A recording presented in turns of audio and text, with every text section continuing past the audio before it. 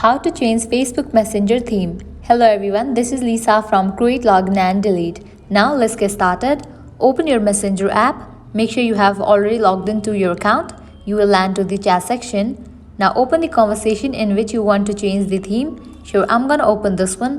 After you open the conversation, at the top you're gonna find the username. Tap on that. Now here you can find this option of theme. Open it. Now from here you can select any of the theme for your chat. You can choose any of these options. Also you will get this section of color and gradients. You can choose from here as well. You can just tap on it and it will show the preview. For now I'm gonna choose this one, sky. After you select it, you can tap on the option of select. Now you can go back.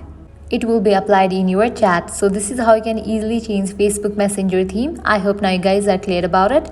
At the end, if you guys find this video helpful, don't forget to like, share and subscribe. Thank you.